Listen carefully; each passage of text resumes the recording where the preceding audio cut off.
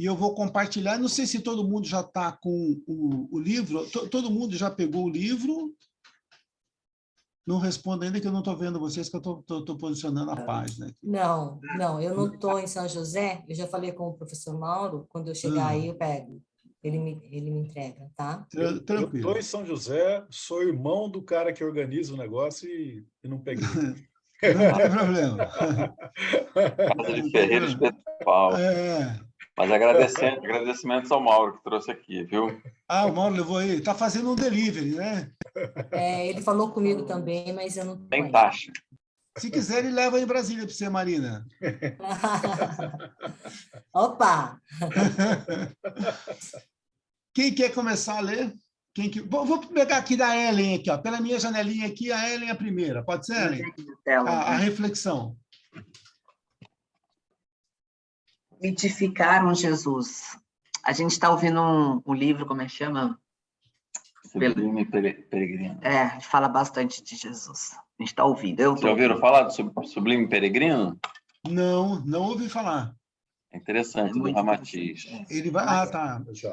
Tem um que eu li que eu achei muito bacana, Como Jesus se tornou Deus, também é muito bacana, que ele vai contar toda essa trajetória de como um homem que não tinha esse tipo de pretensão, a não ser levar amor e entendimento, acabou se transformando no próprio Deus. Né? Então, é muito interessante também. Tem hora que eu volto que eu falo, velho, não entendi o que ele quis dizer, mas tem muita coisa. Um homem tem uma capacidade muito grande de mitificação. Todo instante surgem ídolos em que atos extremos são mitificados. Esses ídolos surgem em todos os campos, desde esportivos, musicais, artísticos e aos intelectuais, filósofos e religiosos. E filosóficos.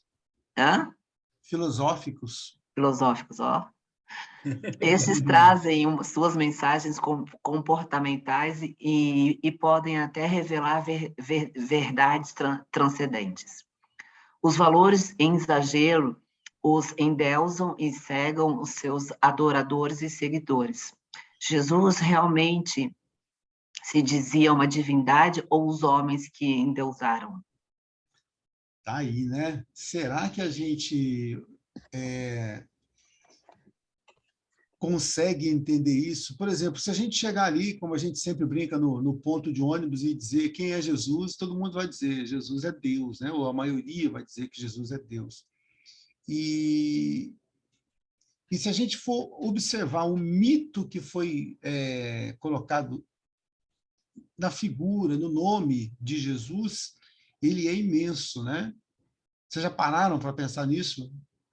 Né? Como que Jesus foi mitificado ao longo desses 2000 anos? Né? Por exemplo, a nossa religião cristã, o cristianismo, ele é uma religião de salvadores, né? Depois a gente vai falar um pouco mais para frente sobre isso. E aí Jesus, ele é um filho de carpinteiro. No seu tempo, ele passa quase que despercebido. Se você for pegar a história, só existe um relato histórico de Jesus, que é de Flávio Joséfos, que é um escritor judeu daquela época, mas é 2 linhas sobre Jesus. Então, fora isso, ele não entra em nenhum livro de história. Ele só vai entrar, é claro, nos evangelhos, que acabam sendo até muito mais. Mas, então, ele passa despercebido pela história. Durante um determinado tempo, os seus seguidores são perseguidos, e algum tempo depois, alguns séculos depois, ele se transforma no próprio Deus. Por que foi feita essa mitificação de Jesus? Será que era aquilo que ele realmente queria que acontecesse? Ou muitas pessoas acabaram falando no nome dele aquilo que elas gostariam que ele tivesse falado? Carlos, posso só fazer um adendo rápido? Por gentileza. Vim aqui no Google para saber a diferença entre mitificar e mistificar.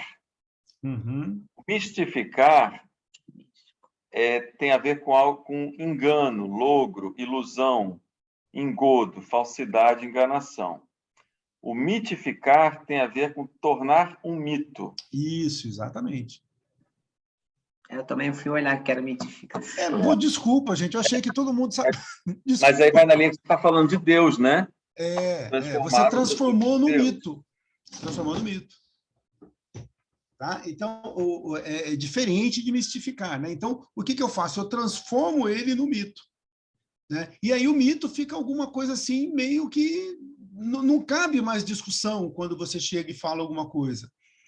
Negócio de Né? mito tá na moda, né? Então ficou algo assim muito maior. Então, quando você pega, por exemplo, e uma coisa que a gente sempre fala aqui, olha, não vamos ver Jesus só como um salvador, mas vamos ver Jesus como um orientador. Né? Mas não tem graça ver Jesus como orientador. O bacana é ver ele como salvador. Por quê? Porque aí o mito está presente. Entendeu? Então, o que a gente poderia dizer que faz parte desse mito? Nascimento virginal. Né? Da onde que... Entendeu? Da onde que vem isso? Se você for pegar, nós vamos ter, por exemplo, Pitágoras, ele também era filho de um deus com uma humana. Então, Jesus, ele não é filho do José, ele é filho de Deus, com Maria. Então, poxa, olha o mito.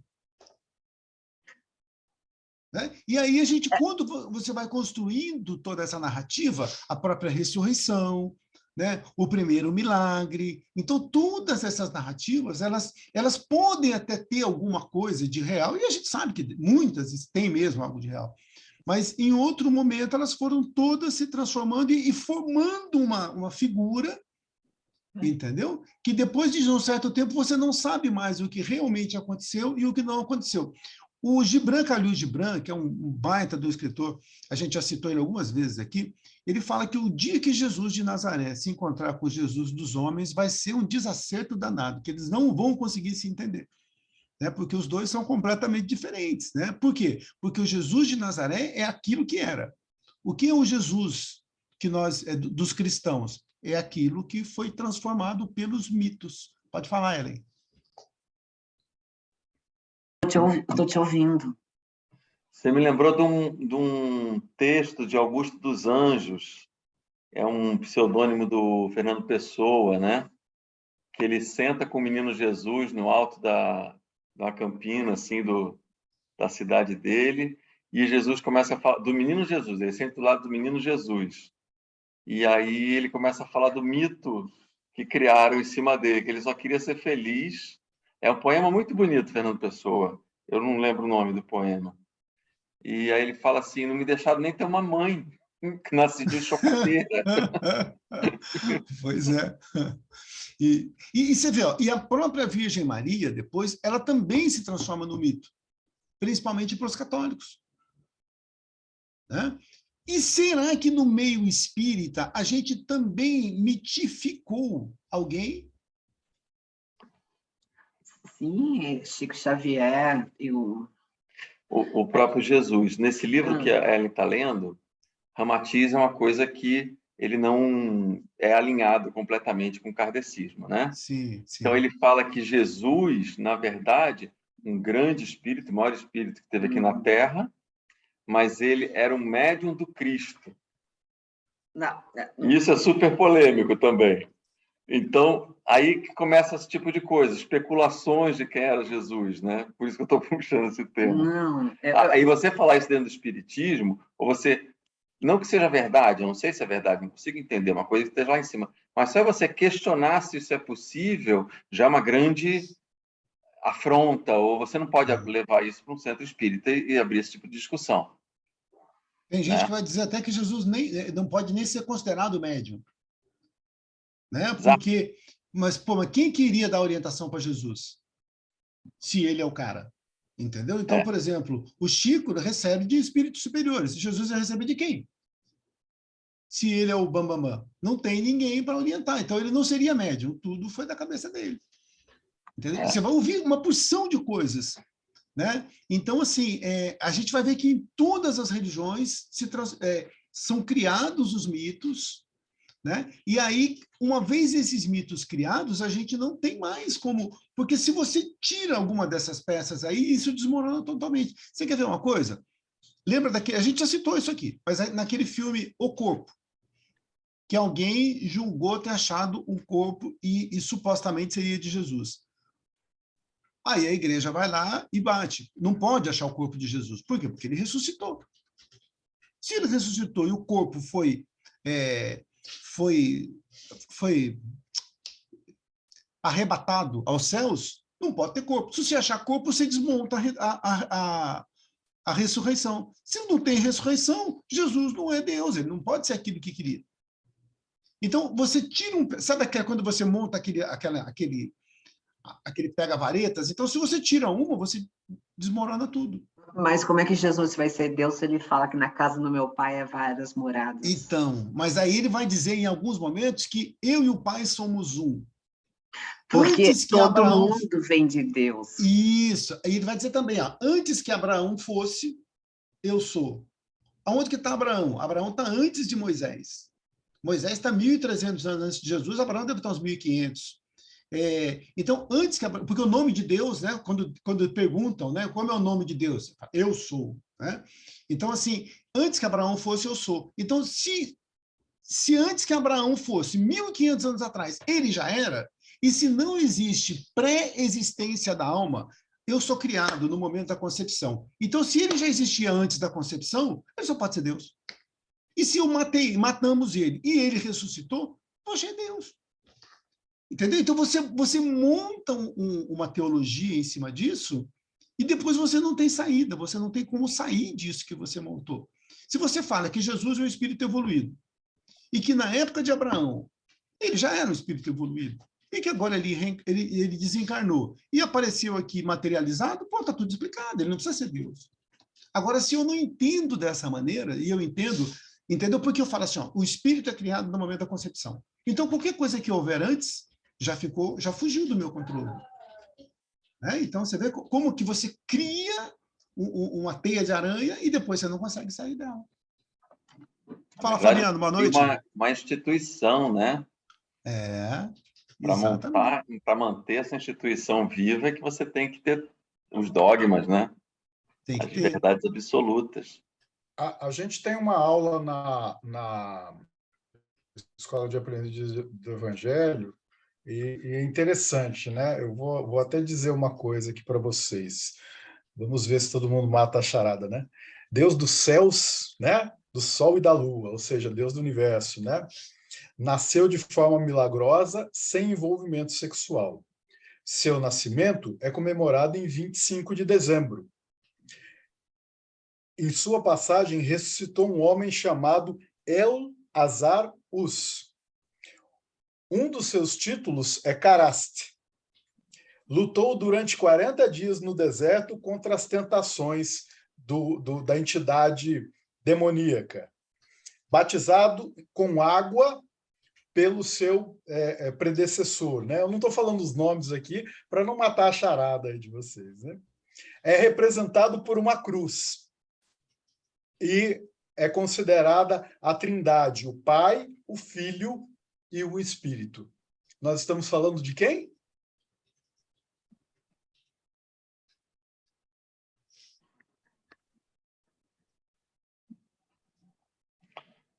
Alguém tem uma pista? Alguém tem alguma ideia? Tá tão óbvio que o pessoal não está nem arriscando. Tem alguma pegadinha na história aí. Horus, 3.000 anos antes de Cristo. Né? Nasceu de Ísis de forma milagrosa, sem envolvimento sexual. Nascimento 25 de dezembro, né, que era o solstício. Ressuscitou um homem chamado El-Azar-Us, né, a coincidência dos nomes. Né? Lutou 40 dias no deserto contra as tentações de Sete. Batizado com água por Anup, representado por Cris, por uma cruz, e pela Trindade, Atom, o Pai, Horus, o Filho, e Ra, o Espírito Santo. É que tudo tem uma raiz, né? A maioria das coisas tem uma raiz, tem uma origem, e aí eu vou pegando aqui, né, segmentos daqui e ali e vou construindo essa coxa de retalhos aí. Né? E tem um outro que me fugiu o nome, agora até achei que você estava falando dele, um que é mais ou menos contemporâneo de Jesus e que também vive em Israel. E depois eu vou me lembrar o nome dele, que também tem muitos feitos e que Dizem que entre ele e Jesus, Jesus teve mais, entre aspas aqui, de maneira respeitosa, tá? Teve mais marketing, vamos dizer assim. E ele não teve esse marketing. E contemporâneo aí, foi Apolônio, né? Apolônio, exatamente, é isso aí. Apolônio Isso de aí, Tiana. Apolônio de Tiana, isso. Então, ele também teve muitos feitos, né? E que não, só que ele não tinha, não conseguiu essa projeção que Jesus conseguiu. Então, você vê que interessante que é isso, né? E muitas vezes a gente fala olha, o homem tem que ter uma moral cristã, porque não pode ser uma moral judia, não pode ser uma moral budista, não pode ser uma moral islâmica, tem que ser a moral cristã. Né? A moral é a moral. O Carlos, estou aqui pensando, por exemplo, a gente não coloca um ídolo naquilo, numa pessoa, numa coisa, numa imagem, não sei, naquilo que falta na gente. Sim. É mais ou menos aquilo. É que nós precisamos de inverso alguém. do tempo. Hoje a gente estava comentando aqui, na hora do café, coitada da minha mulher, fica doida que eu fico filosofando o dia inteiro, vai caminhar, tem hora que ela até corre de mim. Mas aí, o que a gente estava falando? Que muitas vezes eu vejo, como que eu vejo a divindade? Como que eu vejo Jesus especificamente? Como se ele fosse um grande servidor nosso, entendeu? E que assim, ele está lá para resolver as minhas dores, está lá para resolver as minhas enfermidades, está lá para resolver as minhas angústias, entendeu? E que basta que eu o adore. Então, se eu adorar a esse Deus, ele vai fazer tudo aquilo que eu preciso para viver bem. E não cabe a mim fazer muita coisa, porque eu sou um ser muito pequeno para me transformar. Então, basta que eu tenha fé e que eu o adore e que ele vai fazer tudo aquilo que eu quero. É mais ou menos essa relação, na média, que existe, né, com a divindade. É o salvacionismo, né? O salvacionismo. Exatamente. E se a gente for ver, era mais ou menos o raciocínio na época dos gregos, né, que tinham com Zeus, né? A gente precisava adorar os deuses, que essa adoração era o alimento para esses deuses, e não o meu comportamento moral. Sim, basta adorar. E a gente vê isso muito presente até hoje, né, na maioria das religiões. Isso não é crítica às religiões, tá? São observações e a gente sempre vai tentar ver se a gente também não faz igual. Né? Por exemplo, assim, vamos recorrer a Santo Antônio para casar. Você fez isso? Você fez isso? Não. Ah, bom.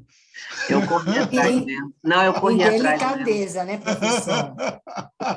É o quê, Marina? Indelicadeza do professor. Não, eu corri atrás. Nem precisa correr tempo.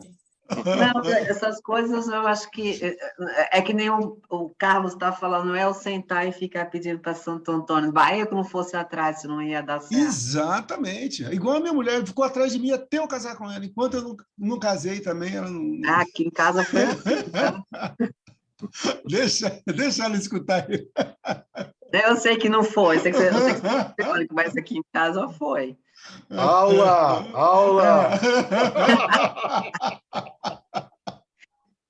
Então, vamos lá. Pedro espanta bolinho. Eu vou ler a introdução. Deixa que eu Vamos leia lá, a introdução. Pedro sabe a verdade aí, professor. Muito bem. Posso? Por favor. Vamos mudar de assunto, Carlos.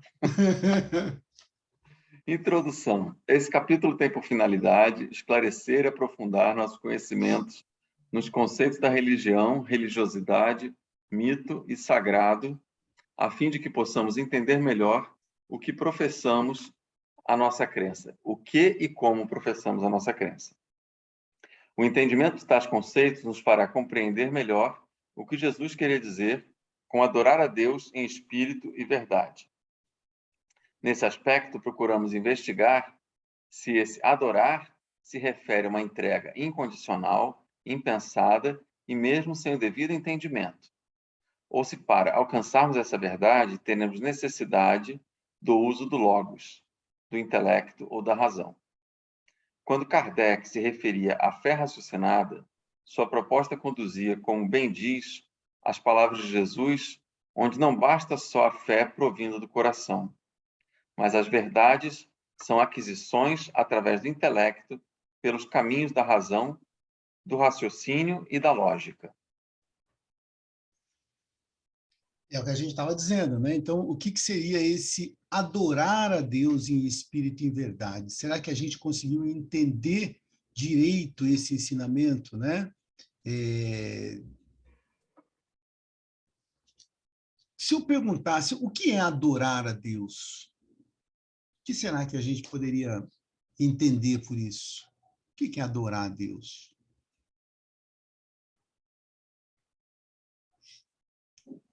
Eu teria que perguntar antes, mas onde que está Deus? Quem é Deus? O que é Deus? Como que eu adoro a Deus? Né? Então, adoração seria o quê? Eu contemplar, mas como é que eu vou contemplar aquilo que eu não consigo ver? Né? Então, o que seria essa adoração? São coisas assim que Santo Agostinho falava, né? Se você me perguntar, por exemplo, eu sei o que é, mas se você me pergunta, eu não sei te dizer o que é. Eu não consigo explicar aquilo. Né? Adorar a Deus, sei lá, eu acho que seguir os ensinamentos que Jesus deixou aqui para a gente, né? Que essa questão moral, não só cristã, que eu falo muito de ser cristã, mas eu sei que a gente fala que Deus é tudo e todos, e onde a gente está, onde a gente estiver, e coisa e tal, mas eu acho que é seguir isso, seguir essa conduta de tentar nessa melhoria de ser humano mesmo, não sei. Tá? E aí, será que eu consigo fazer isso aqui, ó, de maneira incondicional, impensada, ou seja, intuitiva, não. e mesmo sem entender, ou eu preciso dar razão para isso? Consegue. Intuitiva, eu acho que intuitiva tudo bem, condicional, não. Eu não consigo ser incondicional. Não, mas nem com Deus? Adorar a Deus de forma adorar a Deus, aqui, ó.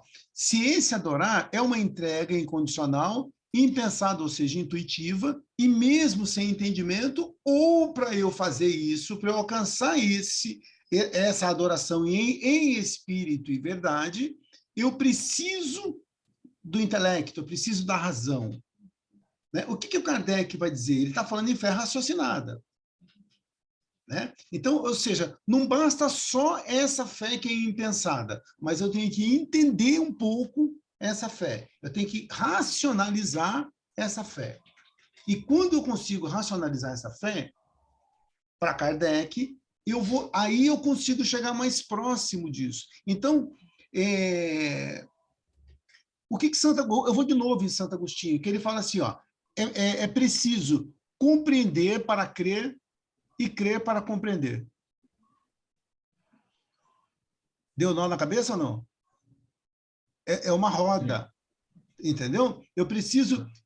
a fé, o que é? Eu preciso compreender razão para crer, mas também preciso crer para compreender.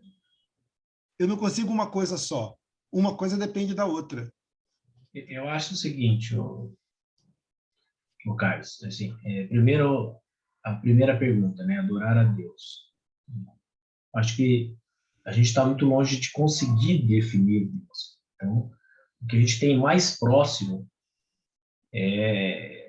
de Deus, que a gente tem em contato, e etc., são as leis, né, a criação. Então, acho que o primeiro ponto, quando eu entendo adorar a Deus, é respeitar tudo isso, né, toda a criação. Conseguir viver em equilíbrio com isso.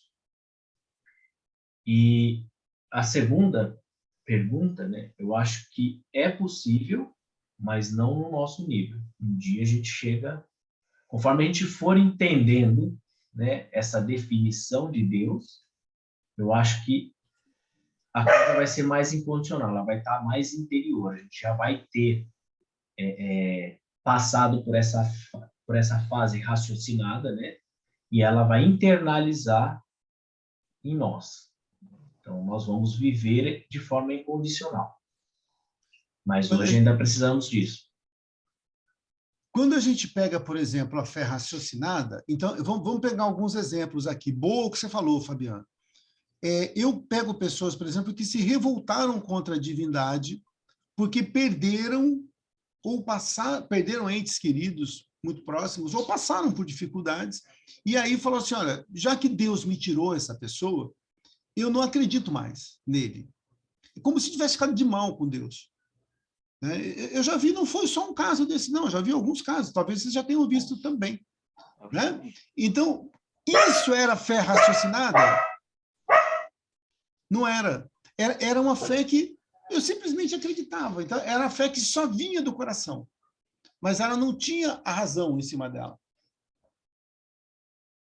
Agora, você vai ver pessoas, às vezes, dentro de todos os segmentos, que vão entender a fé dessa maneira, vão raciocinar em cima e vão falar assim, não, mas existe um negócio que é lei de causa e efeito, cada um tem o seu destino, Deus tem um plano para cada um, então ele tirou, eu não queria que ele tirasse, mas eu continuo crendo nele. Pronto, então agora esse cara usou a fé que veio, mas também usou a razão. Né? E muitas coisas, por exemplo, Jesus. Se você pega aquele exemplo que eu dei, então eu achei o corpo de Jesus e ele não ressuscitou. Para um espírita, isso vai pegar alguma coisa? Não pega nada. Você fala, não tem problema, mas eu não achei também que ele tinha sido arrebatado aos céus. Eu achei que foi o perispírito que enterraram o corpo em algum lugar. Então, isso não tem problema, porque a tua fé continua, porque ela está mais embasada na razão. Não está só na questão aí do coração. Se você pega alguém que acredita piamente naquilo, pronto, para esse cara já abalou a fé. Então, a fé, quando ela é raciocinada, ela é mais sólida. Vocês concordam? Pode falar, Felipe. Quero fazer um contraponto. Primeiro, eu concordo com tudo que você está falando. Para mim, também tem que ser raciocinada. Para mim, ler o Evangelho é para filosofar e para pensar sobre isso, a aplicação na vida. Agora, quando eu falo adorar a Deus, adorar qualquer coisa, eu penso numa paixão. É aquele amor cego que você pode adorar incondicionalmente, né? A paixão de Cristo foi por aí. Essa adoração a Deus, que é o caso extremo que a gente já teve no mundo, que é Jesus, o amor que ele teve por Deus foi a paixão de Cristo. O que é? Ele se entrega completamente à vontade de Deus, deixa, mesmo injustamente, os homens levarem ele, crucificarem ele, por uma causa, por algo que ele acreditava. Isso vai além da lógica, isso vai além do raciocínio, vai além da justiça até, né? Ali do homem, no caso. Então, aí eu acho que é um embanana coisa de volta. Quando você está no caso extremo, ela deixou de ser raciocinada. É pura paixão mesmo. Tá. Aí a gente volta no Santo Agostinho. É preciso compreender para crer e é preciso crer para compreender. Você vê como as duas coisas são importantes? Sim. E aí, Felipe, é um pouco do que eu tentei explicar aqui. Né? Jesus ele já está no nível tal que a proximidade e entendimento de Deus dele é muito maior que a nossa. Então fica difícil da gente conseguir compreender uma ação dessa, entendeu? Exato. Agora, o dia que a gente conseguir alcançar essa evolução, aí vai ser completamente incondicional, porque a gente vai vivenciar aqui, né? Vai estar internalizado na gente. Eu não vou ter que parar mais para entender, compreender, dúvidas. Eu já vou ter uma visão mais próxima da verdade, né? É que ele está num patamar tão alto, né, Fabiano, que ele entende que aquele sacrifício é necessário para que a gente pudesse ouvir aquilo que ele tinha a dizer. Né? Então, se ele vem, casa, tem 3 filhos, morre com 70 anos de morte natural, de infarto, a gente não estaria falando dele aqui hoje, possivelmente. Né? A obra dele é monumental. A obra dele é monumental. Tanto que o Sócrates morreu com mais de 70, a gente está falando de Sócrates. Mas talvez Jesus, pelo público que ele tinha que falar naquela época, pela mensagem, pelo choque, talvez tivesse que ter alguma coisa assim para... Então, ele consegue se doar, né, a esse ponto, é algo que está muito fora, né, daquilo que a gente pode entender. Né? Não sei se é isso que você dizia, né? Se é mais ou menos por aí. Essa é a ideia. E só um contraponto, outro dia eu li uma postagem, né, de uma monja budista, que ela dizia o seguinte, que o dia que a gente compreender que os problemas, as aflições que nós passamos aqui é para o nosso crescimento, nós conseguiremos, né, evoluir muito mais. Então, isso não é uma questão também religiosa só, né? Então, se a gente falar, não, adorar a Deus, quando a gente fala adorar a Deus, ela não se limita ao cristianismo somente, né? Igual algumas linhas pensam. Né? Então, Deus, ele está em qualquer lugar, em qualquer religião, e você extraindo, né, de cada uma das religiões a essência dela, você vai conseguir adorar a Deus, alcançar a sua evolução moral. Sim. Mas você concorda que a gente poderia fazer um simpósio aqui com essa frase? Né? Adorar a Deus. Né? Porque o que é adorar a Deus? Aí vai ser algo muito subjetivo também, né? Um olhando a natureza, outro olhando para si mesmo, outro olhando para as pessoas, outro... Você vê, então, quantas coisas que a gente poderia... Né? Quando você olha para o universo, né? Então, puxa, é algo bem... É algo muito mais complexo, às vezes, do que a gente possa entender. E, ao mesmo tempo, algo muito simples para quem está fazendo aquilo. Aproveitando, o Fabiano, lê o 2.2 para a gente, por favor. Vamos lá. A religiosidade e o sagrado. Os seres humanos percebem regularidades e sabem que não são causa delas. Percebem que há coisas úteis e nocivas. A percepção de regularidade nos conduz à crença em poderes superiores. Nasce assim a crença na divindade. Só para a gente entender o que são essas regularidades, são as leis, tá? Então, eu tenho as leis. Aquelas coisas que acontecem regularmente. Toda vez que eu solto um peso, ele cai. Toda vez, entendeu? A noite, o dia, os astros, todas as leis divinas, elas mantêm essa regularidade das coisas. Tá bom? Ok. Ao trabalharem, os homens se relacionam com o tempo, pois o trabalho é feito em vista de algo que ainda não existe e que existirá no futuro. É uma manifestação do seu poder limitado. Ao estudarmos a memória, vimos que ela é responsável pela identidade pessoal ao registrar a continuidade de uma vida que transcorre no tempo. Assim, temos consciência de uma identidade que existiu no passado, existe no presente, continuará existindo no futuro, e que, sob a ótica dessa existência, irá desaparecer um dia. Somos conscientes do tempo como uma presença, o presente, situada entre duas ausências, o passado e o futuro. Podemos até conceber a existência futura num outro lugar, seguindo outros caminhos.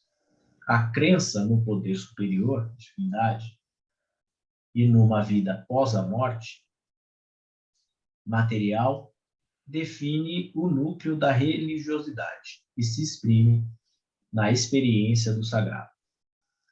O sagrado é a experiência e a percepção da presença de uma potência ou força sobrenatural. A sacralidade introduz uma ruptura sobre o natural e o sobrenatural, mesmo que os seres sagrados sejam naturais, pois é sobrenatural sua força ou potência para realizar aquilo que nós humanos julgamos impossível. O sagrado opera os encantamentos do mundo, age magicamente, cria vínculos. O sagrado é, pois, a qualidade excepcional, boa ou má, benéfica ou maléfica. Assim nasce com ele o sentimento religioso. Então, vamos lá. Então, eu observo essas coisas que acontecem, as leis, tudo trabalhando perfeitamente, dia com 24 horas, noite, primavera, verão, outono, inverno, todas as leis, e falo, poxa, da onde que veio isso, cara? Se existe tudo isso, é porque alguém criou, porque é algo muito perfeito, as coisas acontecem de maneira perfeita. E aí, a minha memória, ela vai dizer que eu tenho consciência que alguma coisa existiu no passado, se eu não tivesse memória, eu não seria quem eu sou, né? Porque é nela que está guardado tudo aquilo que eu já vivenciei, aquilo que eu experienciei. E aí eu tenho uma aspiração de tempo, uma aspiração com relação ao futuro. Mas a única coisa que nós temos é o presente, né? Porque o passado só está na cabeça, nas fotos, e o futuro é só uma aspiração. Eu não sei se vai ter futuro, mas o presente é aquilo que eu tenho. Aliás, o nosso grande mal hoje é de não viver no presente, né? Ou a gente vive no futuro ou vive no passado, né? Então, é interessante isso também. E aí, o que vai acontecer comigo no futuro? Principalmente quando o cabelo começa a branquear, você fala, rapaz, o que vai acontecer no futuro? Eu lembro que a Ana Patrícia, semana passada, falava, puxa, eu cheguei aos 50 e agora eu tenho mais passado do que futuro.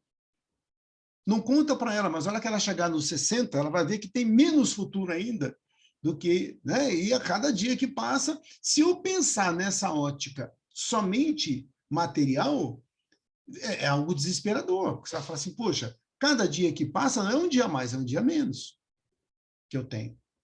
E aí, o que tem depois da morte? E aí, quando eu começo a fazer esses links, eu falo, deve ter alguma coisa após a morte. E aí eu começo a entrar nesse núcleo aqui, como ele diz, de religiosidade, né? E começo a me apegar ao sagrado, né? E aí, o que ele vai dizer aqui para a gente? Ó? É a percepção. Então, eu olhando tudo isso, eu vejo que, poxa, tem que ter alguma coisa sobrenatural. Tem que ter alguma coisa além disso. E se você for observar, muita gente que se diz agnóstico, muita gente que se diz ateu, lá no fundo, ele sei lá, no inconsciente dele, talvez, alguns ainda tenham essa percepção, só que talvez não saibam explicar, que é o caso do agnóstico, né? E aí, o que acontece? Essa sacralidade aqui, a sacralidade, né, ou seja, essa atitude em busca do sagrado, introduz essa ruptura aqui, ó, entre o natural e o sobrenatural. E o que é o sagrado? Ó, ele opera esses encantamentos, ó, ele cria vínculos. Então, quando eu faço uma oração, eu estou me ligando ao sagrado. Quando eu faço uma vibração, eu estou me ligando ao sagrado. Então, como a gente ainda, ou vai sempre, né? A gente está sempre muito buscando essa conexão, né? E aí vai nascer o quê? Esse elo religioso, esse sentimento religioso. Então, você vê, isso é inato do ser humano. A partir do momento que ele começa a pensar, que ele começa a raciocinar, que ele começa a tentar explicar as coisas, ele já cai nessa questão religiosa. Se você pega Abraão, 3.500 anos atrás, mais ou menos, ele já vem com esse, o fundador do judaísmo, né? Então, ele já vem introduzindo, mas isso é algo que existia antes de Abraão e sempre existiu desde que o homem começou a pensar. Tranquilo? Maria.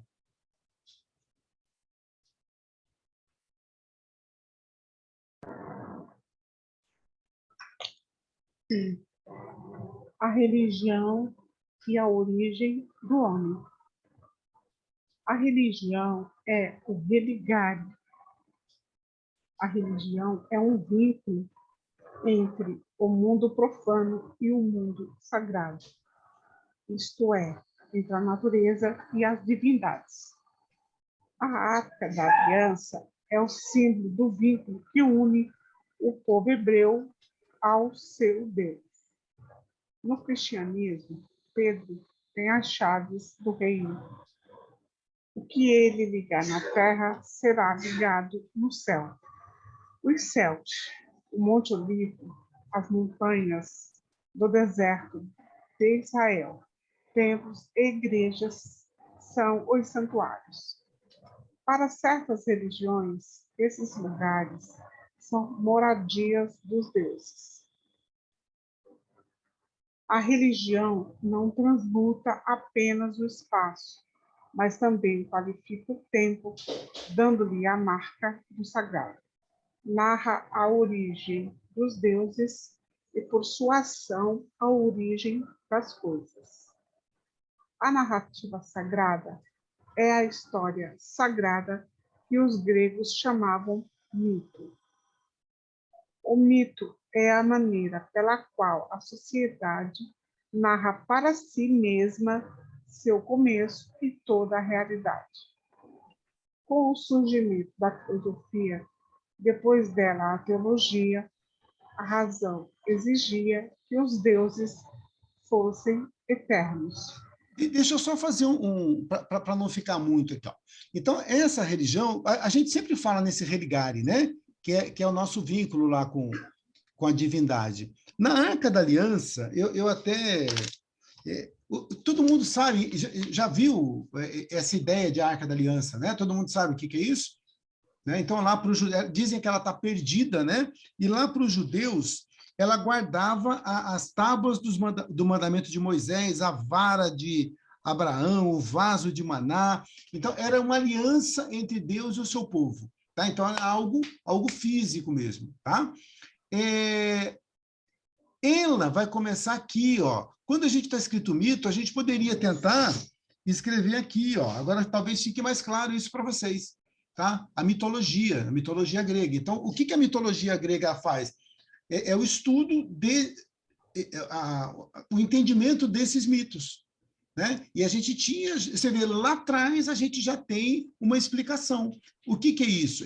É a forma como a sociedade, como os povos vão narrar o seu surgimento, como que eles surgiram.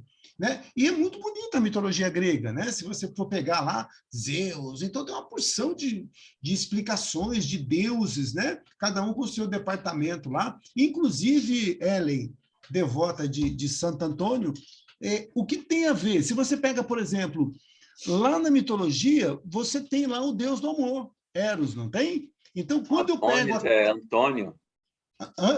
Não, isso. Aí, quando a gente vem aqui para o cristianismo, o que eu faço? Eu também começo a dividir em alguns departamentos. Então, eu tenho lá o Santo Antônio, que é o casamenteiro, eu tenho o São Longuinho, que vai ajudar a achar não sei o quê. Então, você vai ter vários também tentando criar alguns departamentos que você vê que são resquícios daquilo que vinha lá. Né? A Umbanda também tem isso. Oi? A Umbanda também tem isso. A mitologia africana também é muito rica, né? Sim. Cada entidade serve para um tipo de situação, um tipo de pedido que não seja diferente também, que para mim não é tão diferente como a Igreja Católica. Você vê, e você vê como as coisas vão se interligando em cada uma das religiões. Então, por exemplo, às vezes aquele cara que está falando que aquilo que o outro faz é um absurdo, ele está fazendo a mesma coisa de uma outra maneira, né? De uma outra forma. Ou seja, departamentos, né? Então, olha, esse aqui cuida disso, esse cuida daquilo. Tá? E aí, o que a gente vai fazer? A filosofia e depois a teologia, elas vão dizer que, poxa, mas se ele é Deus, ele tem que ser eterno. Ele não pode morrer, porque se ele morrer, ele não é Deus. Tá? Então, aí a gente vai tendo... a gente mesmo vai criando vários atributos para esses deuses, né? Ao longo do tempo. Pode continuar, Mariana. Ok. Assim, a história sagrada, mitologia, é uma cosmogonia. Cosmogonia, ela é diferente de cosmologia. Tá? Então, o que é cosmogonia? É universo, gonia vem de imaginação. Tá? Então, é aquilo que a gente criou, a nossa imaginação que cria a cosmogonia. Depois ela vai ser substituída pela cosmologia, que aí sim é o estudo do cosmos, que é algo mais sólido, tá bom? Ou seja, narra o nascimento, a finalidade e o perecimento de todos os seres sob a ação dos deuses. Embora a narrativa sagrada, religiosa, seja uma explicação para a ordem natural, ela não se dirige ao intelecto do crente, mas se interessa ao coração deles. Desperta emoções e sentimentos de admiração, espanto, medo, esperança, amor e ódio. Pelo fato de se dirigir às paixões, a religião lhe pede só uma coisa: a fé. Ou seja, a confiança e a adesão plena ao que foi manifestada como ação da divindade. A narrativa sagrada tem sua lógica, que, via de regra, está voltada para o aspecto moral, apresentando uma finalidade prática, sujeita à vontade da divindade. Daí sua separação gradativa do mito, que é idealizado e voltado mais para explicar os caprichos e ações da divindade, sob a ótica das paixões humanas, não se preocupando em enfatizar o aspecto moral, já que as divindades agiam com as mesmas inconsistências morais que o homem comum. A religião é crença e não saber. A religião é crença e não saber. A religião é crença e não saber. Não tem. Assim, vai lá. A religião é uma crença e não saber. Isso. A tentativa de transformar a religião em saber racional se chama teologia. Tá. Olha aqui, ó. Pelo fato de se dirigir às paixões, a religião ela só pede a fé. Estamos falando mais antigo, mais no início, né? Mas até hoje a gente ainda pode observar muito isso, né? Ela não, se você pergunta muitas coisas às vezes para líderes religiosos, eles vão dizer, mas isso aí é segredo de Deus, né? São os mistérios da divindade. A gente tem que crer e acabou. E se você começa a perguntar muito, fala, ó, você está sendo desrespeitoso, para com isso que não interessa. Creia, tenha fé que isso é o suficiente, né? E aqui a narrativa sagrada tem sua lógica e, de regra, está voltada para o aspecto moral. Daí sua separação gradativa do mito. Ou seja, o aspecto moral não tem muito a ver com o mito, porque esse mito ele é colocado nesses mitos muitos dos defeitos humanos. E aí eu volto a dizer que muitas vezes o homem fez a Deus a sua imagem e semelhança. Né? Porque eu vi um dia, e vocês pensam que isso está no passado, não está. Um dia eu perguntei para alguém, a gente fica provocando, mas no bom sentido, né? Para tentar aprender um pouco.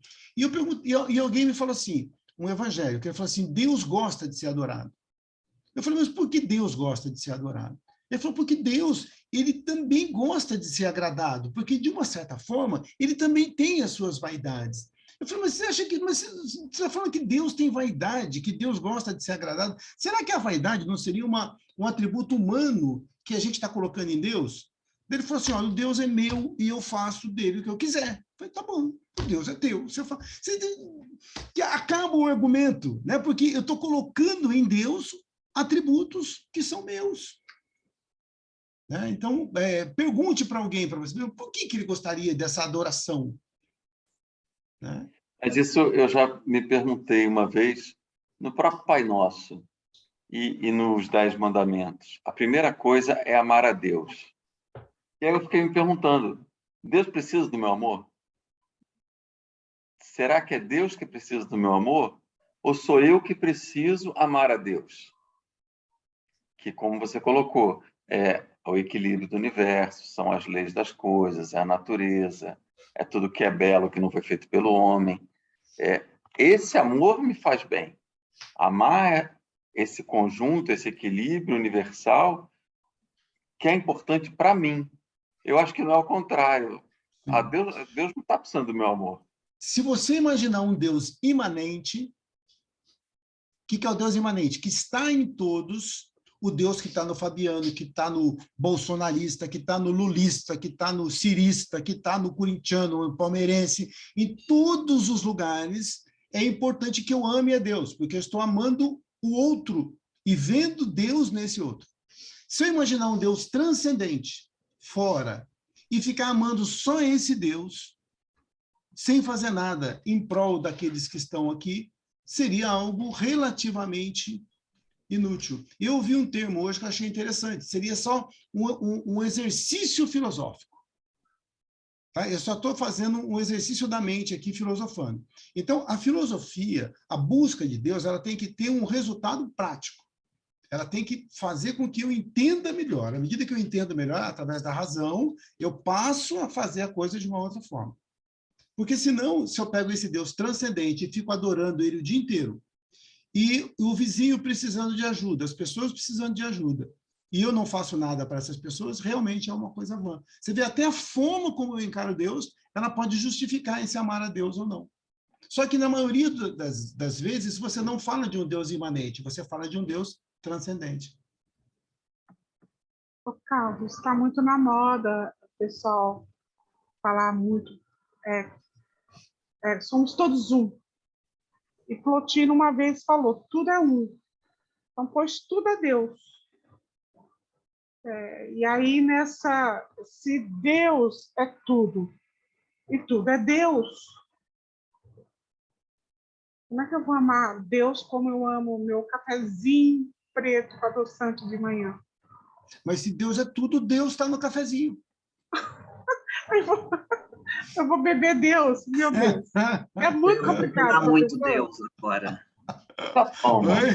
Eu vou tomar muito Deus aqui para frente. Então, você sabe por que ele está no cafezinho? Porque ele está no sabor, ele está na natureza. Da onde que vem o cafezinho? Vem da natureza. Entendeu? E esse encontro seu com as coisas da natureza, de uma certa maneira, é um encontro com Deus. Entendeu? Mas não é de Deus, não, Maria. Oi? Não é de Deus. Ai, meu Deus do céu. Estamos aprendendo. E aqui, olha que interessante, a religião é crença e não é saber. Mas olha só a carga histórica de tudo isso. A gente falou de mitologia, deuses, os mitos, né? A mitologia, ela cria deuses com características humanas. Isso a gente traz até hoje, né? O nosso inconsciente, inclusive. Pegando até a fala do filho, como que Deus precisa do meu amor? A gente já pensa, né, e já cria, quando a gente fala isso, uma imagem de que ele é um ente, ele é um ser, né? E por isso que eu falo que é difícil, porque eu, pelo menos, não consigo conceber dessa forma. Eu entendo Deus mais como algo interno mesmo, da maneira que você falou, né? Ele está presente em cada um de nós. Esse Deus que a Maria falou, que vem lá do Plotino, né, Maria, que você falou? Né? Deus é o uno, e o uno é Deus, né? Isso. Agora, você quer ver uma coisa interessante? Quando eu falo assim, o Filho de Deus. Quer dizer, casou e teve um filho e mandou o filho para a Terra. Entendeu? Isso é o Deus antropomórfico, quando eu penso dessa maneira. Porque quando alguém fala, mas você não vê Jesus como filho de Deus? Sim, mas eu vejo o Fabiano como filho, a Maria como filho, o Felipe como filho. Todos nós somos filhos de Deus. Então, quando a doutrina espírita fala o mestre Jesus, muita gente se incomoda. Aquele pastor lá, o Felipe, o Nicodemos, que faz aquela explicação do espiritismo à luz, pela visão de um evangélico, eles não se conformam com isso. Porque ele fala, eles não chamam Jesus de Deus, eles veem Jesus como um grande irmão, né? Que é o que o Espiritismo coloca para a gente, né? Então, você está vendo de uma outra maneira. Então, muita gente fala que Jesus é o irmão mais velho. O que o Espiritismo diz, né? Agora, se você pega o evangélico, o católico, isso não é crítica, pelo amor de Deus, tá, gente? É só para a gente ter comparações aqui, ter parâmetros, tá? Não estamos dizendo que eles estão errados, nós estamos certos. Estamos dizendo que a forma de pensar. Então, assim, é interessante a gente observar dessa maneira. Então, como eu vejo Deus? Dependendo de como eu vejo Deus, toda essa estrutura muda. E aí é que eu falo para você da carga histórica. Né? É difícil. Né? A gente estamos falando de gregos que eram assim, os romanos eram assim, os egípcios eram assim. Então, assim, eles criam, né? Acho que talvez a primeira forma de entendimento para Deus era realmente dividir isso e caracterizar ele como homens, né? Para a gente ter uma primeira ideia.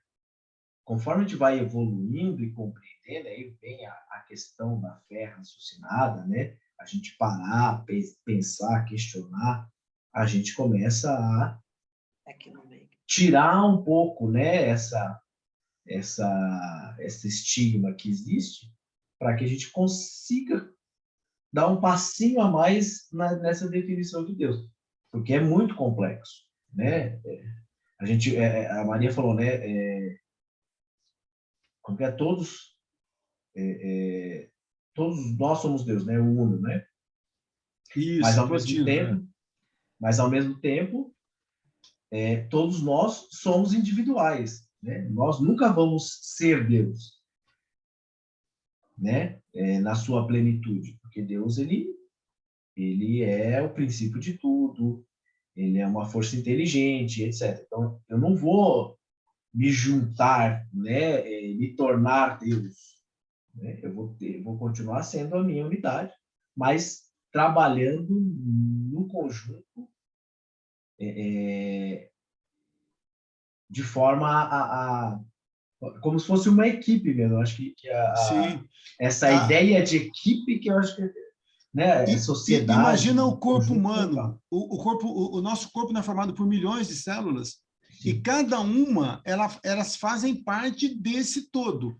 E esse espírito, o seu espírito, ele coordena todo o funcionamento desse corpo. Então, o seu espírito está em cada uma das células. Em todos eles, existe essa presença de algo que faz. Então, ele está em mim, né, de uma certa forma, e eu estou nele. Isso aí explica mais ou menos aquele pensamento do Plotino. E eu faço parte, faz de conta que eu sou uma célula. Eu faço parte desse todo. E, ao mesmo tempo, esse todo, o espírito desse todo, ele também está em mim. E eu não consigo ver, porque ele é tão maior do que eu, que essa célula, ela nem sabe, às vezes, que faz parte de um corpo. Se ela tivesse uma consciência, talvez ela nem soubesse que fazia parte de um corpo, porque é algo tão grandioso para ela que ela nem imagina aquilo. Ritos e objetos simbólicos. Pedro.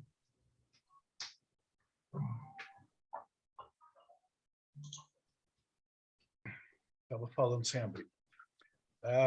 O rito é uma cerimônia em que gestos determinados, palavras determinadas, objetos determinados, pessoas determinadas e emoções determinadas adquirem o poder misterioso de presentificar o laço entre humanos e a divindade. Para agradecer dons e benefícios, para suplicar novos dons e benefícios, para lembrar a bondade dos deuses, para exorcizar a cólera dos deuses quando os humanos transgridem as leis sagradas, as cerimônias ritualísticas são extremamente importantes e têm uma grande variedade de formas. A sua repetição minuciosa e perfeita, tal como foi praticada a primeira vez, é relevante na obtenção dos resultados. A religião não sacraliza apenas o espaço e o tempo, mas também os seres e os objetos do mundo que se tornam símbolos. Os seres ou objetos se tornam protetores, ameaçadores, benfeitores e perseguidores. Tornam-se tabus intocáveis. Não podem ser tocados nem manipulados por ninguém que não seja autorizado. Assim, o pão e o vinho, para os cristãos, ritualisticamente só podem ser consumidos sob condições muito determinadas. A religião tende a aumentar o campo simbólico, transformando objetos em tabus. A figuração do sagrado se faz por emblemas, assim a cruz, a meia-lua, o castiçal. Também muito utilizado, principalmente dentro daquilo que a gente conhece aqui dentro do catolicismo, né? A gente vai ter lá muitos objetos, né, que são tabus e que viram, por exemplo, você não pode andar em cima do altar da igreja, ali só aquelas pessoas autorizadas, você não pode ter acesso a algumas coisas. Tem o Santíssimo, né, que fica guardado ali, né, dentro daquele armário, lá não sei o nome daquilo lá, me desculpem. Né? Então, tem todos esses tabus aí que acabam fazendo com que esses objetos sejam considerados sagrados. Né? E, inclusive, a gente vai observar uma coisa que é interessante. Quando você vai à igreja, você diz que foi a casa de Deus. Poxa, mas e a natureza, não é a casa de Deus?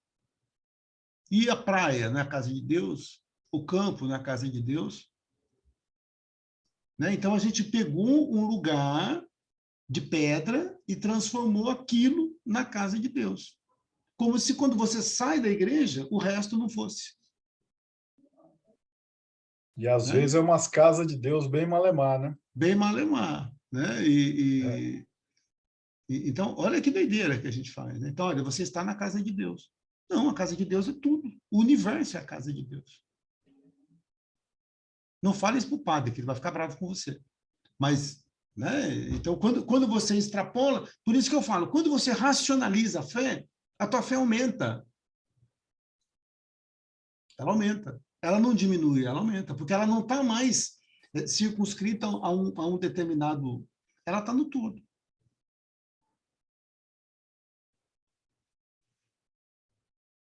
Gisele, você está por aí? Você está entre nós? Estou sim. Vamos lá, então, 2.5.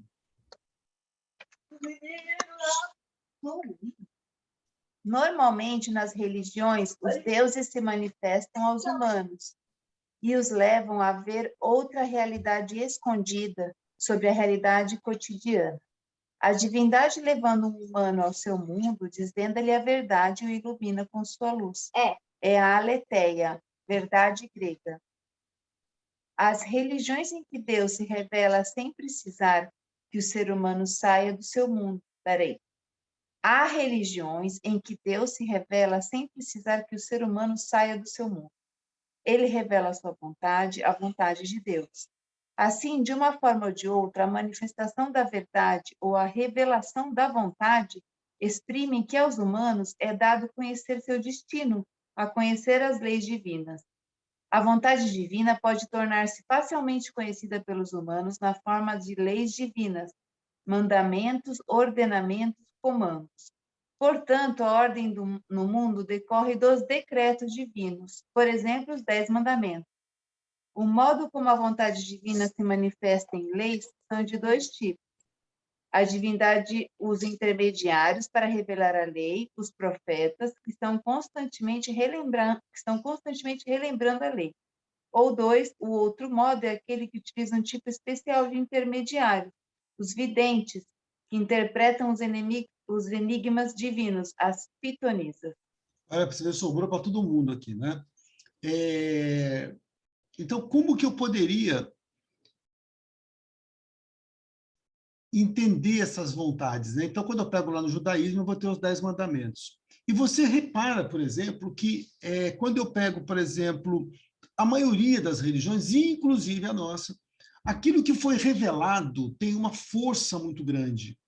Né? Então, aqui, ó, eu tenho a divindade e os intermediários para revelar a lei. O profeta, que está constantemente relembrando a lei. Do que a gente está falando aqui? De Moisés. Por exemplo, de Moisés. Existem outros. Né? E quando eu venho aqui, ó, será que eu poderia encaixar aqui de uma certa forma, mesmo que não que o sapato não coubesse direitinho no pé? Será que a doutrina espírita poderia estar tentando ficar mais ou menos por aqui? Mesmo que a gente não falasse pitonisa, mas será que quando eu tenho intermediários, médiums, como é o caso da doutrina espírita, que a gente é uma religião revelada também, a terceira revelação, como a gente coloca. Então, você vê, eu tenho um intermediário que está colocando para mim a vontade de Deus, principalmente no livro dos Espíritos. Então, você vê como que existem essas coisas, e ninguém está falando que está errado. Porque existem, por exemplo, no caso de Moisés, dá para a gente discutir os 10 mandamentos e dizer que tem alguma coisa lá que está ultrapassada? Não dá. Né? Talvez lá nas leis de Moisés, quando a gente pega aquelas leis que ele fez para o povo judeu, né? Ali talvez, mas quando você pega os 10 mandamentos, não. E dentro do livro dos Espíritos, será que a gente poderia dizer que tem coisas ali também que estão ultrapassadas? Né? Então, existe uma forma, né? Agora, a gente vê que Deus, de uma certa maneira, ou a espiritualidade mais evoluída, ou a divindade, eles, de uma certa maneira, eles querem passar algum tipo de ensinamentos para a gente. E aí eles vão utilizar essas duas formas, essas duas maneiras. Ou eu posso dizer que tudo isso aqui é fruto da imaginação e que a gente só construiu essas leis, essas ideias aqui, porque nós temos uma vontade de compreender o sagrado. O que vocês acham? Aí eu acho que a gente tem que colocar a razão, né? A gente começa a entender e estudar e olhar com outros olhos, né? Você começa a acreditar ou crer mais nessas escrituras, né? Não que tudo que é escrito é sagrado, né? Então, por isso a gente tem que fazer o nosso crivo. Né? Então, separar o joio do trigo, trigo, né? Exatamente. Então, que pode ser que tenham coisas lá que tenham sido acrescentadas. Então, por exemplo, o que muitas religiões vão dizer da gente, por exemplo, e vocês devem ter ouvido, olha, eles não seguem a Bíblia. O Nicodemos lá falou isso, Felipe, né? Eles não seguem a Bíblia. Né? E a gente já ouviu muito isso. Eles só seguem a parte que interessa para eles. Lá pegam a parte do Evangelho e só seguem a parte que interessa para eles. Falando da Bíblia, o Antigo Testamento, né? Então, assim, vai ouvir de tudo. Então, o que Kardec tentou fazer? Ele tentou selecionar a questão moral. Né? Então, o Evangelho vai pegar onde? Ele vai pegar principalmente as questões morais. E é para isso que deve servir a religião, no nosso entendimento. Né? Principalmente, né, esse religar, e para que a gente possa melhorar nesse aspecto moral. Vocês viram esse vídeo do Nicodemos? É muito interessante. É uma visão de outra perspectiva, isso é muito bacana. E ele fala em detalhes, realmente, o pensamento do Espiritismo, mas não concorda com nada. Eu acho que você colocou até o link no grupo um dia, não colocou, Felipe? Sim, coloquei. Então, que é legal a gente ouvir o outro lado, ouvir os detratores, para que a gente também possa questionar aquilo que a gente acredita, aquilo que a gente pensa. É muito bom isso aí. Entendeu? Eu já falei isso para vocês. Às vezes eu vou fazer uma aula sobre um assunto, eu gosto de ouvir os detratores, para eu ver se realmente eu estou bem embasado dentro daquilo que eu vou falar. Né? Então, é importante. Só que aí não convence, porque se a gente tem um pouco de conhecimento da doutrina, tudo aquilo que ele fala, você vai ver que não tem muito fundamento. Mas é bom sair da bolha. Oi? É bom sair da bolha. É bom sair da bolha. Eu não tenho, né, um estudo aprofundado. Eu acredito que o Velho Testamento também não é toda a Torá. É uma parte dela. Então, até o cristianismo, né, ele, quando a gente fala em Bíblia, foi tirado as partes que foram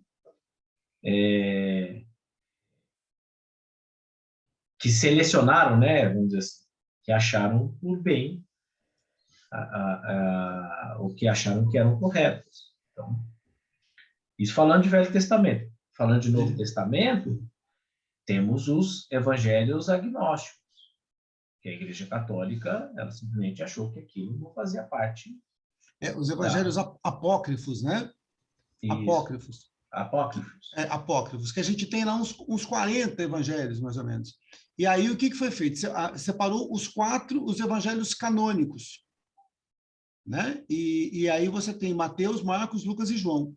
Desses 4, você tem 3 que você pode colocar em colunas, Mateus, Marcos e Lucas. Os 3 são muito parecidos, eu posso colocar eles em colunas. João não, João está completamente fora disso. Né? Então, mas por quê? A igreja escolheu esses 4, poderia ter escolhido outro. Por que não escolheu o outro? Né? Porque talvez aquilo que estava falando no outro não ia muito de acordo com aquilo que eu pensava. Não significa que estava errado também. Ou não significa que estava certo e se fez isso de má fé. Se fez lá os concílios e resolveram. Não, é esse aqui que é o que está mais de acordo. Né? Então, e aí... Então, tudo tem uma... Por exemplo, se você, a pessoa fala, mas você não segue a Bíblia. Você fala, mas como que a Bíblia foi escrita? Exato. Como que ela veio parar na minha mão? E a gente vai ter uma aula depois sobre esse assunto, a Bíblia. Então, como que ela foi escrita, como que ela veio parar até aqui, nunca no intuito depreciativo, tá, gente? Sempre no intuito da gente saber e conhecer como as coisas aconteceram. Marina, tá por aí, Marina? Sim, estou. Vamos lá, colabora com a gente um pouquinho. 2.6. Desculpa, antes da Marina falar, só para não perder o gancho, é interessante a gente ver que tem mais livros apócrifos, tanto no Antigo quanto no Novo Testamento, do que oficiais. Do que os canônicos. Né? Só lembrando isso aí. Beleza, Marina, please. 2.6, Marina. 2.6. Pós-morte, salvação, milenarismo. Como é a imortalidade, algumas religiões afirmam que o corpo apresenta outro ente, feito de outra matéria, que permanece após a morte. Assim, o corpo mortal é habitado por uma entidade, chamada espírito, alma, sopro. Nas religiões de encantamento, antiga Grécia, África e América, o ente fica habitando a Terra sob as diferentes formas de natureza. Em outras, o espírito irá para um mundo divino, desfrutando as suas delícias. Porém, se suas faltas forem tantas, sua imagem vagará pelas trevas, sem repouso e sem descanso. Nas religiões de salvação, como o caso do judaísmo, cristianismo e islamismo, a obra da salvação é realizada por um enviado de Deus. As religiões de salvação são messiânicas, coletivas. O povo de Deus, será salvo pela lei e pelo enviado divino. O milenarismo é próprio das religiões de salvação. É a esperança da felicidade perene do mundo quando, após sofrimentos profundos, os seres humanos forem regenerados, purificados e libertos pela divindade. O milenarismo é, portanto, a crença num reino de 1000 anos que antecede o preparo do fim do mundo, ao qual se inicia a vida eterna dos eleitos de Deus. Começando pelo milenarismo, Jesus vai voltar. Quando Jesus voltar, se inicia um processo de 1000 anos, tá? Onde a gente vai viver aí junto aos eleitos e depois o mundo acaba e vai todo mundo para o céu. Tá? Então, isso é o que pensa esse milenarismo. Tá? A grosso modo, é essa ideia aqui. Já alguns, e nem sempre ele está ligado ao cristianismo, tá? Ele pode estar ligado a outras religiões também. Tá? Então, o quê? É o reino... Oi? Quem é a religião que segue isso? Quem cultiva isso? Existem alguns cristãos que falam isso, e toda vez que alguém fala, é muito latente isso no cristianismo. Olha, Jesus volta, e depois que ele voltar, aí vai viver junto aos eleitos. Tá? É uma passagem do Apocalipse, né, cara? E isso está intrínseco dentro de alguns pensamentos, tá? E aí a gente vai ter aqui... Oi? Eu já vi isso no Laerte, falando alguma coisa desse tipo também. O professor Laerte lá, né? Eu estou vendo que você escuta os mesmos doidos que eu escuto de vez em quando, Felipe. É bom escutar doido. Esses caras aí são... Alguém mais já ouviu o professor Laerte aqui ou não? A gente já ouviu, mas ele está muito doido. Ele está cada dia... mas é interessante, porque ele fala uns negócios assim dos ascensionados, né, dos deuses, fala que conversa com ET. Então, a gente vai ouvindo um pouco. Então, você ouve um pouco aqui, você ouve um pouco ali, você vai filtrando as coisas, e no fundo de cada um desses pensadores, né, talvez você vai encontrando um pouquinho de verdades aí, né? É interessante. Eu gosto de ouvir isso. Uma crítica que ele fez do espiritismo que eu achei muito interessante, e que é interessante, ele falou que o espiritismo, o kardecismo, ele só trata do umbral. A gente só estuda o que existe no umbral, só conhece o que existe no umbral. E não é mentira. Não, e isso é uma herança do rustanguinismo, né? Que vem um movimento que vem defender um pouco o pensamento católico. né? E existe uma influência muito grande, a gente falou nisso há alguns dias, do catolicismo dentro da doutrina espírita. Então, a gente, às vezes, tem que... E uma das coisas que eu tenho pensado muito é que a gente tem que pensar mais no positivo, né?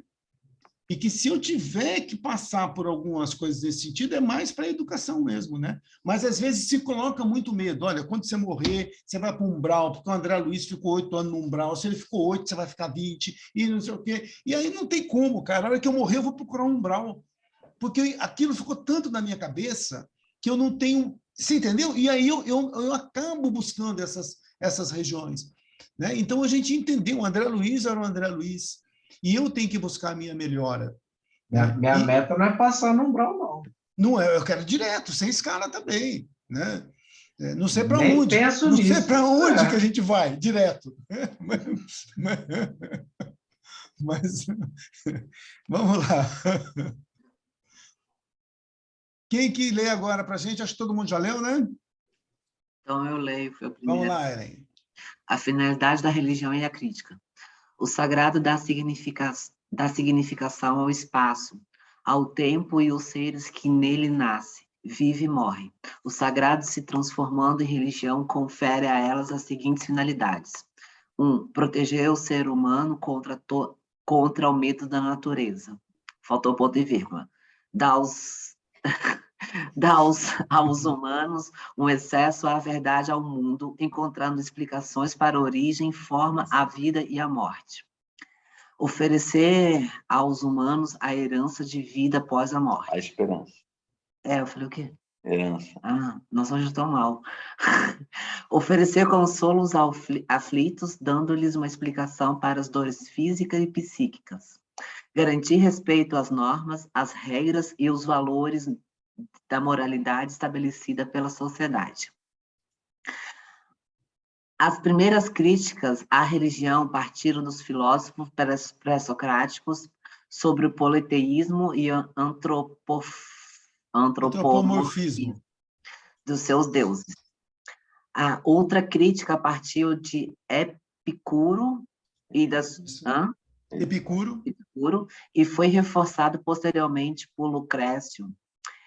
Segundo eles, a religião é fabulação ilusória nascida do medo, da morte e dos fenômenos naturais. Spinoza critica a superstição, movidos por medo e herança. Movidos por medo e herança. Esperança. Os homens não confiam mais em si mesmos, nem nos conhecimentos racionais para evitar males e atrair bens. Essa herança, no seu entender, é superstição. Para alimentá-la, criam a religião e a esta mantém para manter o domínio sobre os homens. O poder religioso é um forte poder de submissão dos homens e para os outros homens. O Estado teocrático transforma o cidadão em cegos obedientes aos mandatários. A outra crítica severa que se faz às religiões é a alienação produzida por elas. Marx já asseverava: a religião é um ópio do povo. O que é uma verdade insofismável, quando a religião é manipulada pelo poder temporal. Marx, a religião é o ópio do povo. Essa frase de Marx é famosa, né? E dependendo da ótica que a gente for olhando, a gente vai dar razão ou não para o Marx, né? Então, se a gente for olhar que muitas pessoas manipulam, né, outros pela religião, né? Então a gente vai falar, não, tá certo, né? Então, por essa ótica, beleza. O poder religioso é um forte poder de submissão dos homens por outros homens. Também está certo, né? A religião, ela manipula e ela faz com que você se submeta. É só você observar atualmente, ainda existe isso.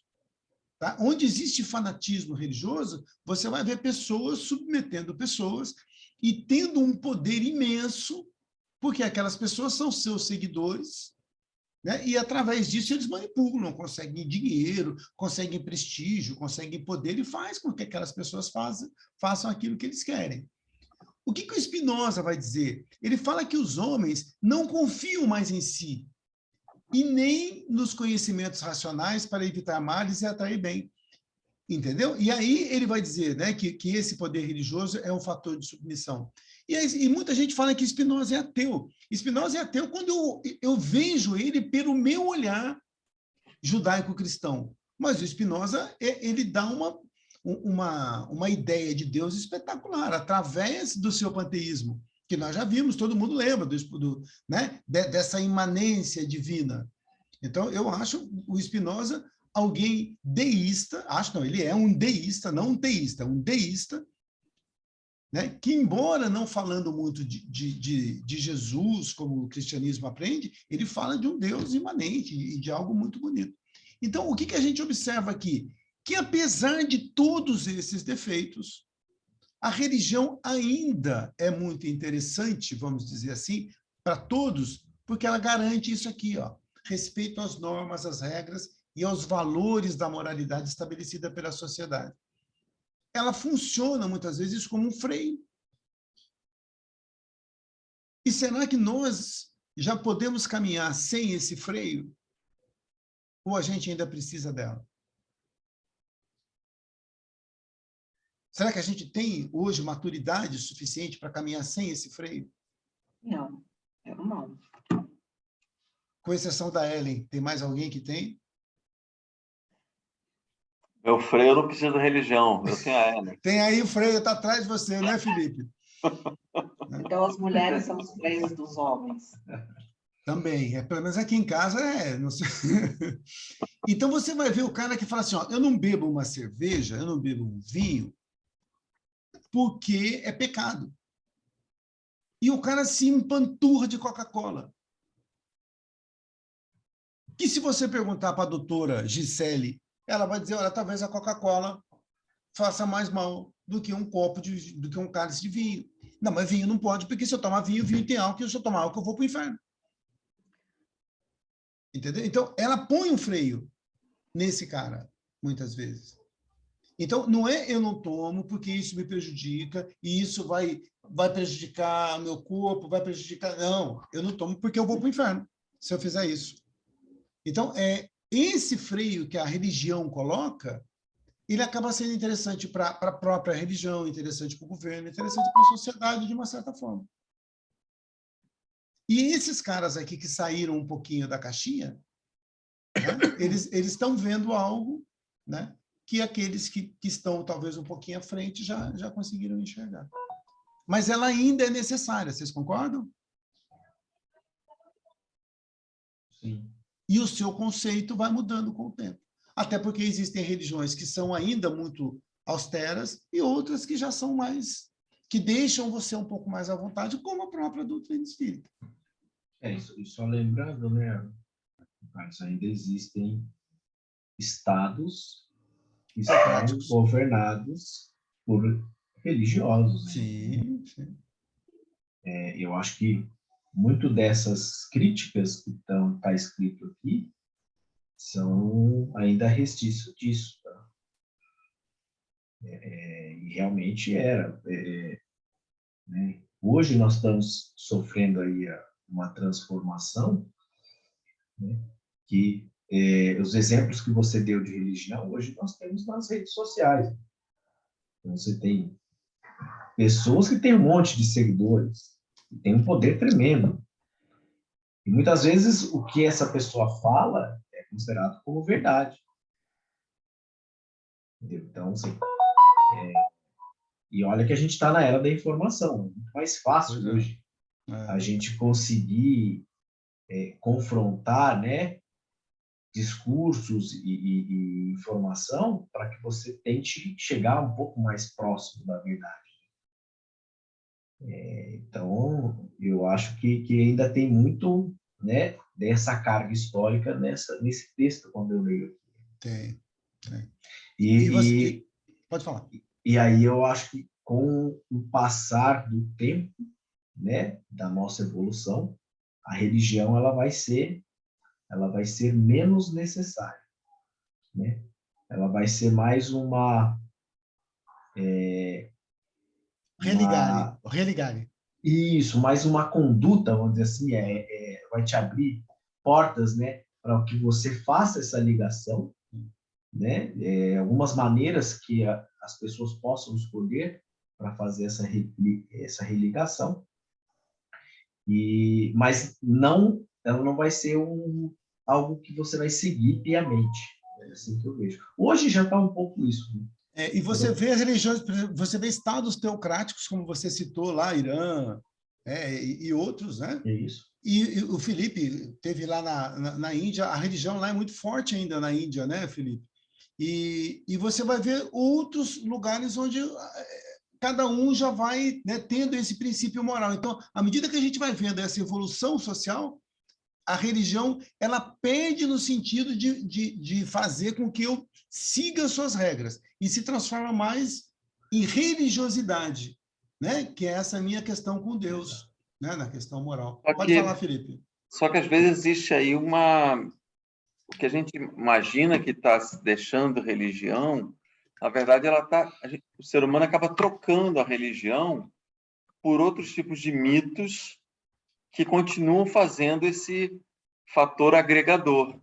Aquele livro do Harari, que você cita sempre, ele fala muito sobre o capitalismo, que seria capitalismo, materialismo, o consumismo, são vários fatores de uma nova religião, hoje em dia.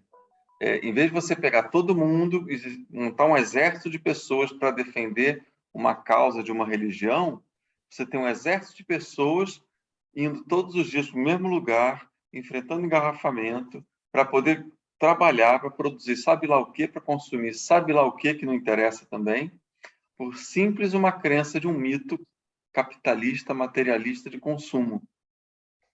Isso é a nova religião que eles estão falando. Então, de repente, o homem nem evoluiu tanto assim, ele só está substituindo um mito antigo por outro. Eu estava tomando café agora, antes de começar a aula, e o meu pré-adolescente aqui, ele estava assistindo os vídeos no YouTube, né? Que criança... Hoje, a garotada, ninguém mais vê televisão, né? Só vê YouTube. E ele estava vendo lá um desses netos aí, Felipe Neto, Lucas Neto, mostrando a casa e mostrando o carro que ele tem, a piscina da casa dele. E aí, o que você está falando aí, eu falei, puxa, mas... Aí eu passei nessa e falei, pô, esse cara é doido, por que ele está mostrando o carro dele, mostrando a casa dele? O que interessa isso para as pessoas? Né? Então, é o que você falou, essa ideia do capitalismo, né? que vai se vendendo, e agora eu não sou mais a minha moral, as minhas virtudes, eu sou aquilo que eu possuo, né? Aquilo que eu tenho, o carro que eu tenho, a roupa que eu visto. E isso acaba se transformando também numa verdade.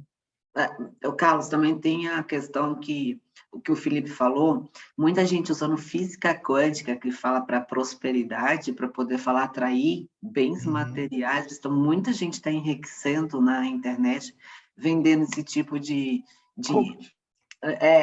esse tipo de inteligência. Eles falam assim, o dinheiro está no universo, você tem que aprender a acessá-lo. Aí eles fazem um monte de questões de...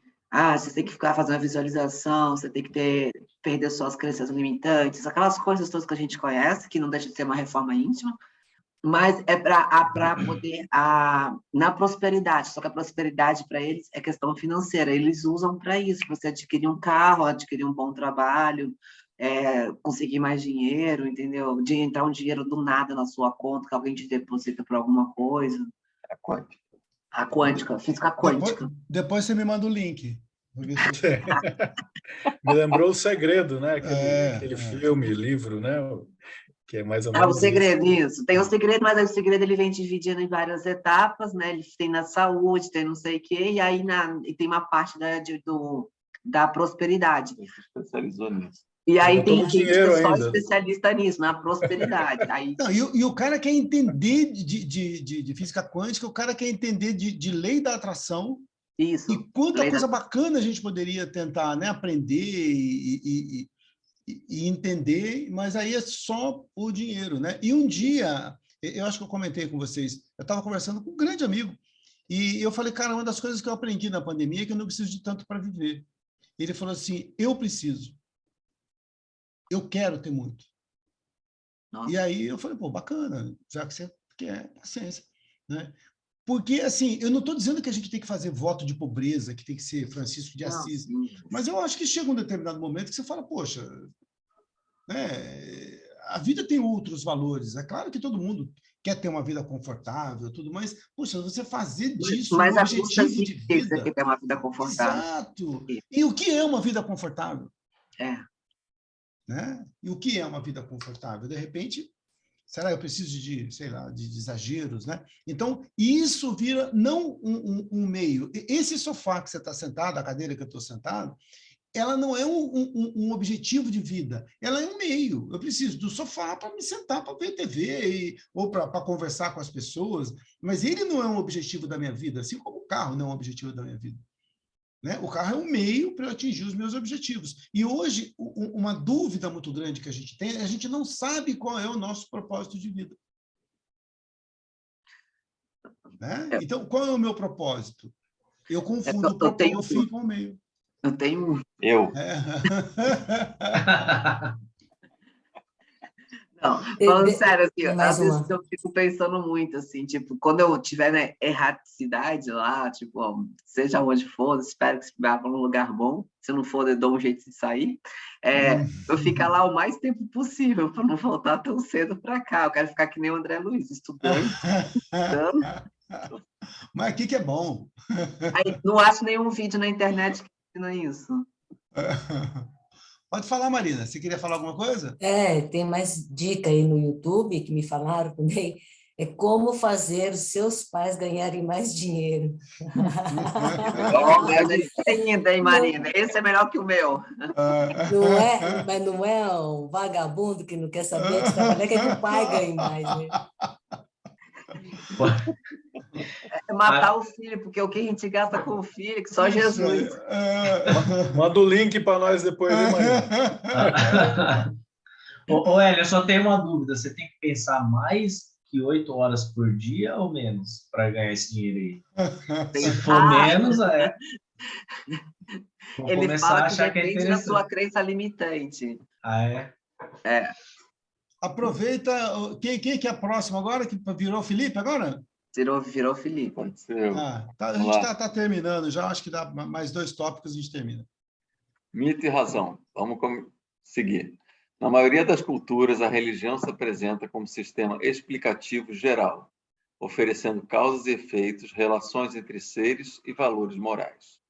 No caso da cultura ocidental, a ruptura com o mito, efetuada pelo surgimento da razão, desfez o privilégio da religião como visão única para o mundo existente. Filosofia e ciência elaboraram explicações cujos princípios são completamente diferentes da religião, mais convincentes e condizentes com a razão e com a observação do mundo ao redor. Assim, o mito é uma narrativa, uma fala, um relato cujo tema principal é a origem do mundo e dos homens, sob o ponto de vista de deuses muito humanos. Já o logos, razão, busca a coerência e a unidade sobre a diversidade. O logos purifica a linguagem dos elementos qualitativos e emotivos. Busca retirar, tanto quanto possível, a ambiguidade dos termos que emprega. Utilizando as provas, demonstrações e argumentos racionais, o mito, ao contrário, opera por Metaforização contínua.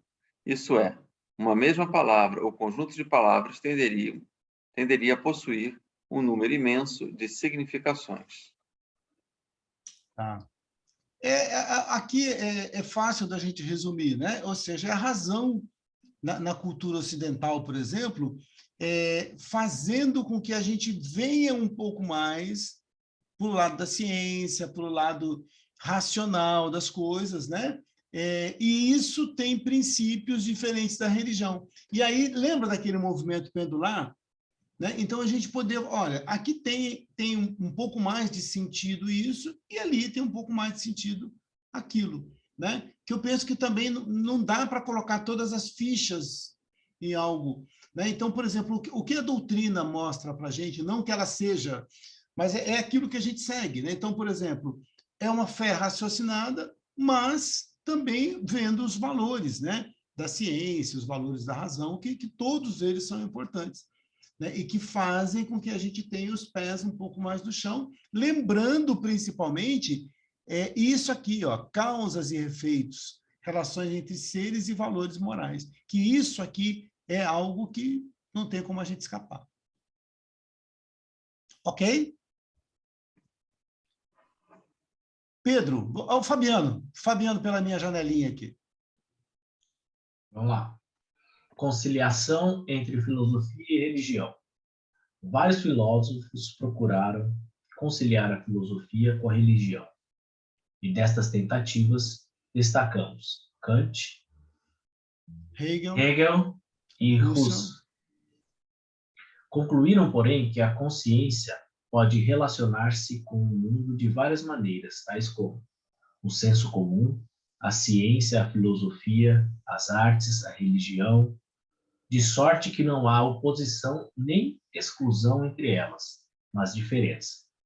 Isso significa que oposição só surgirá quando a consciência, estando numa atitude, pretende relacionar-se com o mundo utilizando significações e práticas de outra atitude. Temos que tentar conciliar as duas coisas, né? Filosofia e religião, lembrando que vão haver vários pensamentos.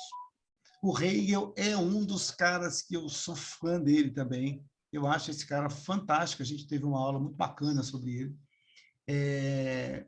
Então, a gente tentar entender que dá para conciliar as duas coisas, desde que a gente não vá para fanatismos. Você vai ver, por exemplo, atualmente, eu vou citar 4 grandes pensadores que nós temos atualmente no Brasil. Os 3 mosqueteiros e o D'Artagnan aí. Leandro Carnal, ateu. Cortella, cristão. Clóvis de Barros, cristão. Pondé, ateu. Você vai ouvir os 4 e vai aprender com os 4. E cada um tem uma linha de pensamento. Se você pega entre o Cortella e o Clóvis, que são 2 cristãos, você vai sentir o Cortella mais católico e você vai sentir o Clóvis mais cristão, não muito ligado ao catolicismo. Talvez até com um dedinho, ele nunca falou isso, mas com alguns resquícios até do espiritismo. Então, você tem vários pensamentos, vários filósofos, e aí você vai vendo que a religião, para cada um deles, ela tem um peso. Qual será que é o peso que ela tem para a gente? Né? Como que a gente está conseguindo fazer essa conciliação? Né? E para mim, elas são coisas muito ligadas, né? Quando a gente começa a olhar a parte filosófica ali, de onde viemos, para onde vamos, né? E tem várias linhas de pensamento para isso, né? Isso, para mim, está muito intrínseco dentro da religião, né?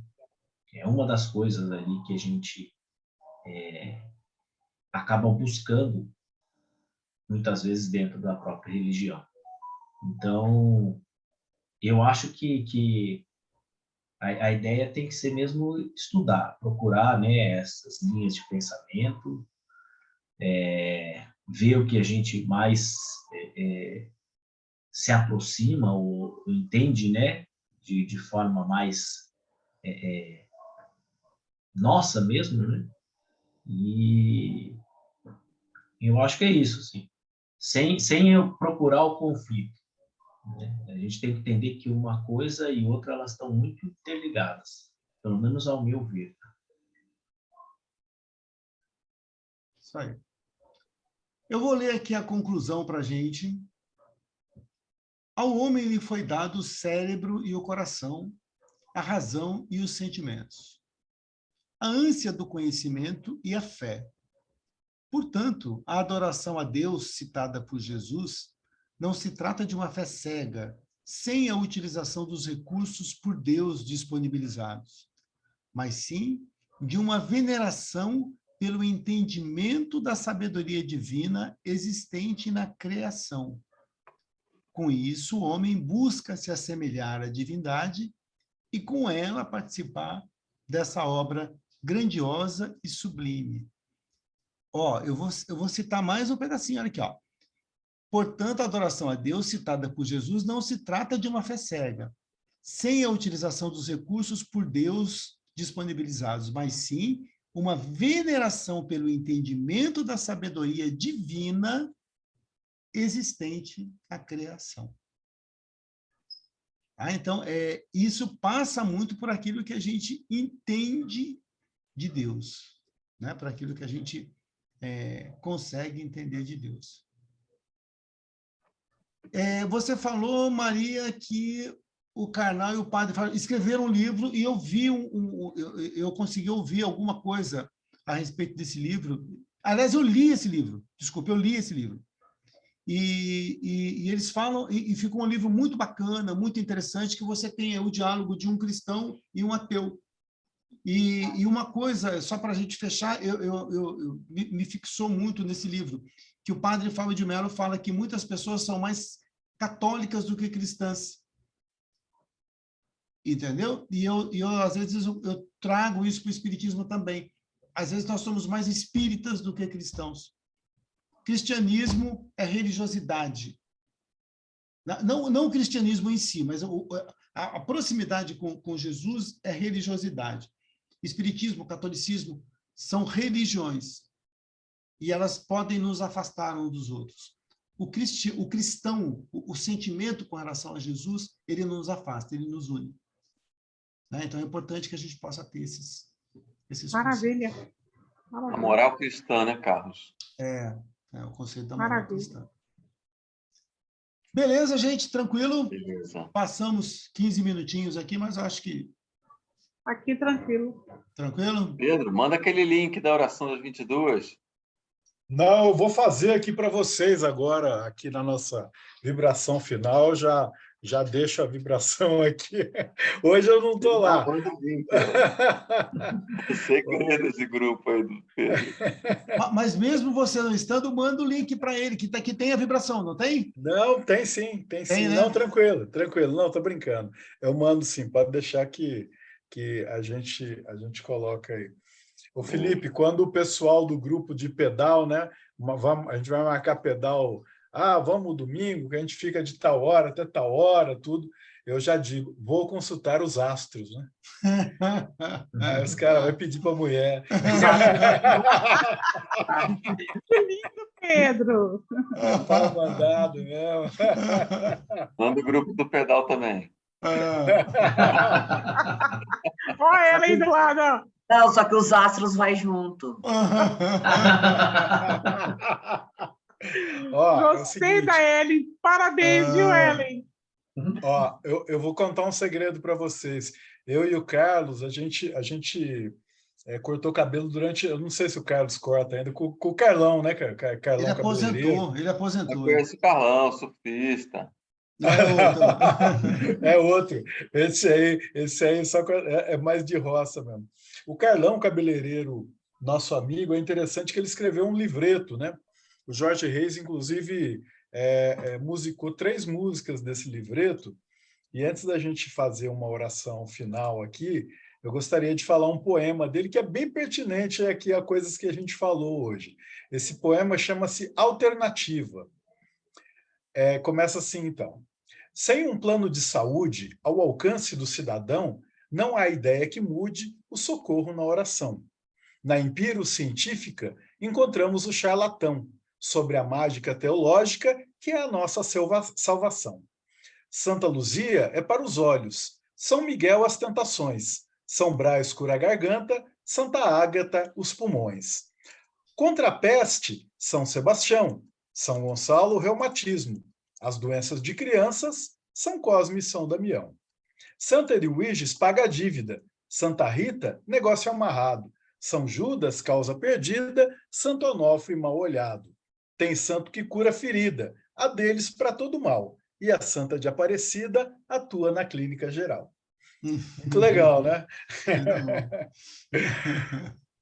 Bom, é isso aí, pessoal. Então, vamos agradecendo a Deus, a Jesus, a espiritualidade que cuida de nós o tempo todo, aos mentores desse trabalho maravilhoso, que é o curso de Filosofia Espírita, que possamos sempre continuar perseverantes nesse trabalho, não só nele, mas nessa busca eterna, né?